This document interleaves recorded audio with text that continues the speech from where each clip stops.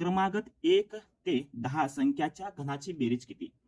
बघा मित्रांनो, संख्या दिलेल्या आहेत आणि त्यांच्या घनाची बेरीज करा म्हटलेलं आहे. तर अगोदर काय करायचं, त्या संख्यांची बेरीज करायचं आणि त्याचा वर्ग करायचा, आपल्याला त्या घनाची बेरीज मिळून जाते.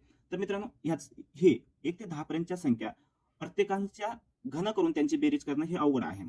तर त्यासाठी आपण एक छोटंसं उदाहरण घेऊ, त्याहून आपल्याला हे गणित सोडता येते. बघा, आपल्याला दिलेल्या आहेत 3 संख्या. सपोज 1 ते 3 संख्यांच्या घनाची बेरीज काढा म्हटलं तर आपल्याला कसं काढता येते बघा.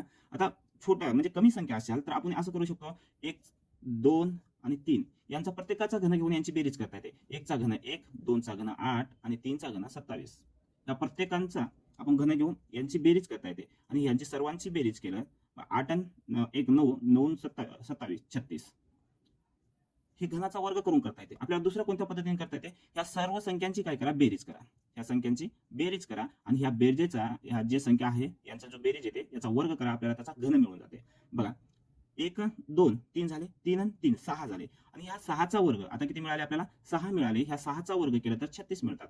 म्हणजे हे बरोबर उत्तर आलेलं आहे. म्हणजे प्रत्येकांचा घन आणि त्या घनाची बेरीज करायची गरज आहे का, नाही. तर त्या प्रत्येक संख्यांची, त्या सर्व संख्यांची बेरीज करा आणि त्या बेरजेचा वर्ग करा, म्हणजे आपल्याला घनाची बेरीज मिळून जाते. त्याच पद्धतीनुसार आपण काय करणार आहात, आता हे 1 ते 10 पर्यंत संख्या ज्या आहेत त्या संख्यांची बेरीज करणार आहात. तर आपल्याला प्रथम हे बघावं लागेल, एकूण संख्यांची बेरीज म्हणजे क्रमवार समसंख्या दिलेला असेल, क्रमवार विषम संख्या दिलेली असेल किंवा क्रमवार नैसर्गिक संख्या दिलेली असेल. 1 ते 10 पर्यंत म्हणजे हे काय, क्रमवार नैसर्गिक संख्या आहे. या नैसर्गिक संख्यांची आपल्याला बेरीज करायची असेल तर आपण सूत्र काय वापरतो, f प्लस l भागिले 2 गुणिले कंसामध्ये l minus f plus d भागिले d. हे सूत्र वापरतो आपण. d म्हणजे डिफरंट. तर मित्रांनो, हे जे सूत्र आहे हे कायमचं लक्षात ठेवा. हे सदाबहार सूत्र आहे. याला बरेच क्वेश्चन सोडवताना याचा उपयोग होतो आपल्याला. आणि प्रत्येक वेळेस म्हणजे समसंख्यांची सरासरी काढायची असेल, समसंख्यांची बेरीज करायची असेल तर वेगवेगळे सूत्र लक्षात ठेवायची गरज नाही. हे सूत्र सर्वच प्रकारच्या म्हणजे समसंख्यांची बेरीज, विषम संख्यांची बेरीज किंवा क्रमवार संख्यांची बेरीज करायची असेल किंवा त्यांची सरासरी काढायची असेल किंवा त्यांच्या एकूण संख्या काढायची असेल तर हे सूत्र लक्षात ठेवणं महत्त्वाचं आहे. बघा मित्रांनो, फर्स्ट संख्या काय आहे, 1. f म्हणजे फर्स्ट संख्या, l म्हणजे शेवटची संख्या 10 भागिले 2 गुणिले कंसामध्ये लास्ट संख्या 10 मायनस फर्स्ट संख्या 1 प्लस डिफरंट म्हणजे हे जे क्रमागत आहेत यांच्यामध्ये डिफरंट किती आहे, 1 2. ह्या दोघांमध्ये डिफरंट किती आहे, 3. ह्या दोघांमध्ये डिफरंट किती आहे, 1 चा आहे. म्हणून आपण इथे 1 घेतलं, छेदामध्ये 1. छेदामध्ये काही नसते म्हणजे 1 असतं, छेदामध्ये 1. आता सॉल्व्ह करा.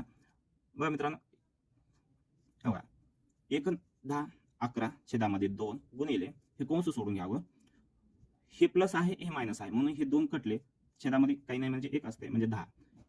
ह्या दोघांनी भाग केला, 2 पंचे 10, 5 5 11 55. ह्या आता याचं काय करायचं, आपल्याला याचा वर्ग करायचा आहे. घनाची बेरीज म्हणजे ह्याचा काय करायचं, आपल्याला वर्ग करायचा आहे. तर ह्या संख्येचा देखील वर्ग करून घ्या. आता ज्या संख्येच्या शेवटी 5 आहे तर त्याचा वर्ग करणं आपल्याला सोपं जाते. त्याचा वर्ग करणं आपल्याला सोप्या पद्धतीने माहिती आहे. काय करा, अगोदर 5चा वर्ग घ्या आणि जे 5 आहेत यापेक्षा एक संख्या वाढून घ्या, म्हणजे 5चा पाडा 6 पर्यंत माना, 5 30. म्हणजे आपली 1 ते 10 पर्यंतच्या संख्याच्या घनाची बेरीज किती असणार आहे, 3025. हे आपलं उत्तर झालं. तर पर्याय क्रमांक किती आहे, 4.